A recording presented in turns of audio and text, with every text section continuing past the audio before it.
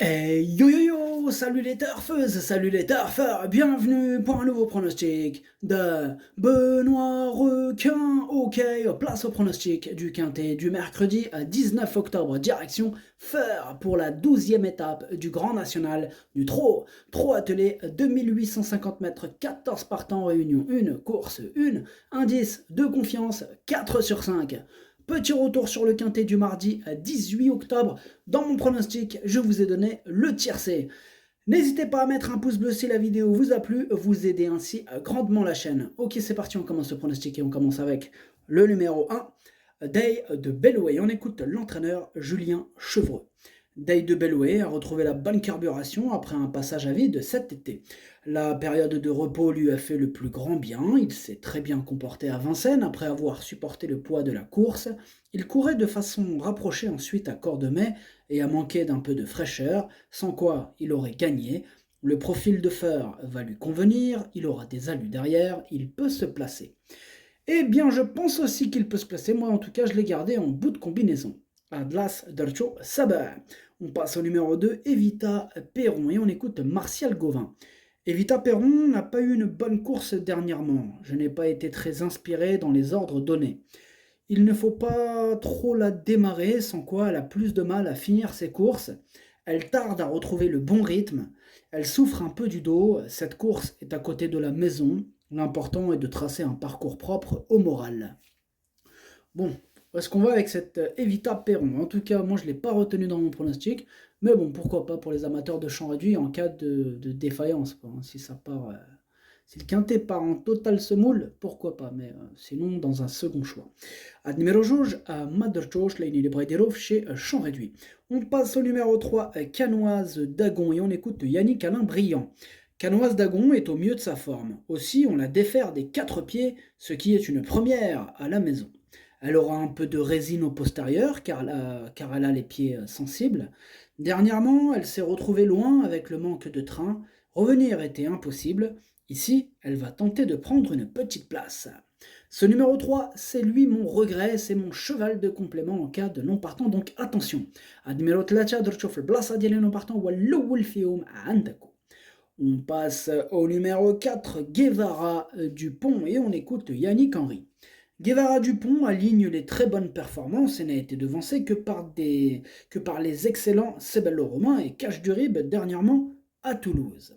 Cette étape est la suite logique de son programme. Il est bien engagé au premier échelon et le tracé de Feur va lui convenir. Je ne lui vois pas de points négatifs, il ne court pas seul, mais il doit évidemment prendre une part active à l'arrivée. Il est super chaud Yannick Henry avec son Guevara Dupont et ça se comprend, hein. Il est super chaud ce numéro 4. Évidemment, il est incontournable, il peut même gagner. Bon, moi, c'est pas lui que j'ai passé en tête. Je l'ai quand même mis deuxième, hein, évidemment, hein. Je ne peux pas le mettre plus loin. Je le vois pas en tout cas plus loin que la première ou la deuxième place. Ad numéro 4, Dercho Chani. On passe au numéro 5, Fuego de Well, et on écoute Rémi Mourlon. Fuego de Well a effectué une bonne rentrée le mois dernier à Lyon.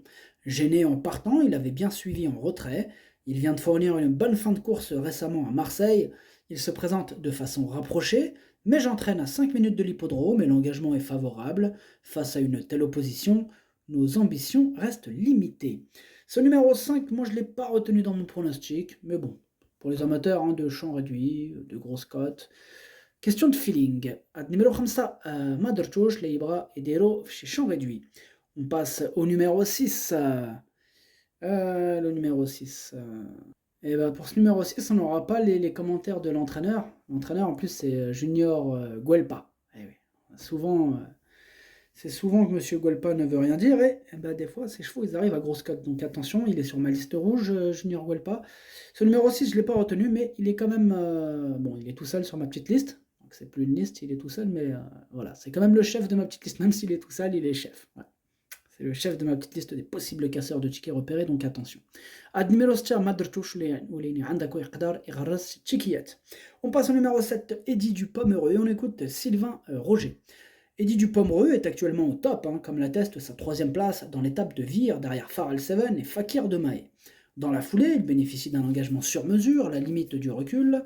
Il sera peut-être un peu moins à l'aise dans les tournants serrés de Feur. Cela dit, il a encore sa place dans les 5 premiers, malgré la présence de sérieux clients. Ce numéro 7, je l'ai gardé haut, je l'ai gardé en 4e position. Ad numéro 7, Dercho Rabat.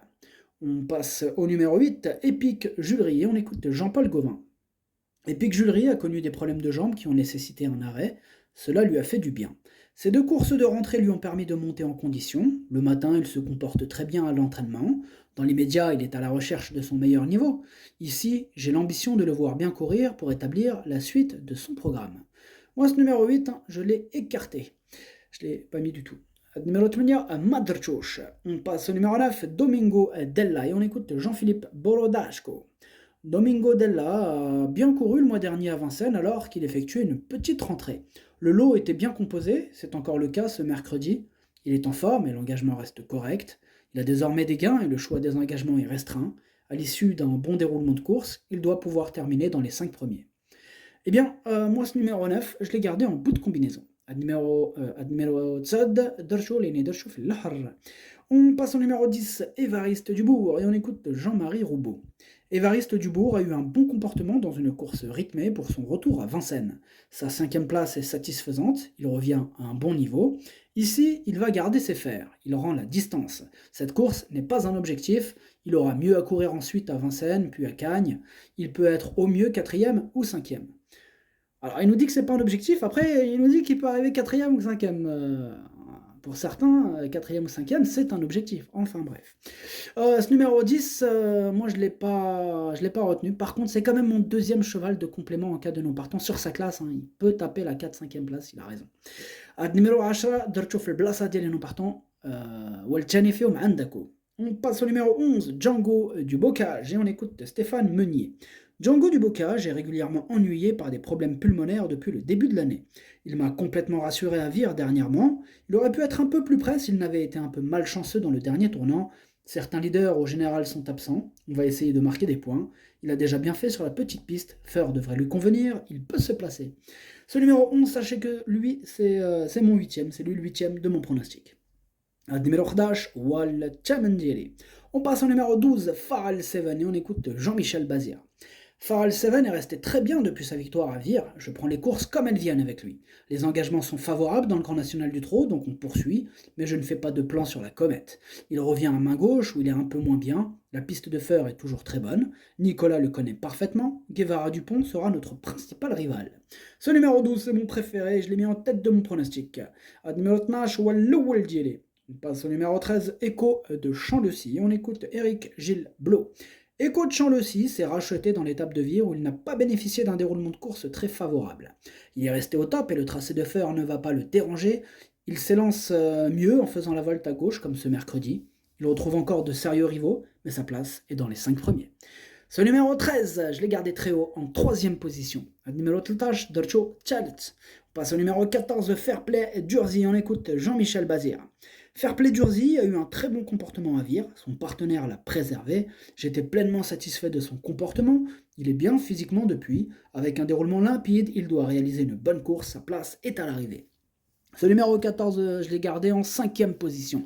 Numéro 14, Dercho James. Le pronostic, ça donne 12, 4, 13, 7, 14, 9, As. Merci d'avoir suivi cette vidéo. N'hésitez pas à mettre un pouce bleu si la vidéo vous a plu. En plus, ça aide beaucoup la chaîne. Pour accéder à tous mes tickets pour la course du Quintet, rendez-vous directement en description de la vidéo. À jouer avec modération. Bonne chance. Chopez-le-moi. Ciao.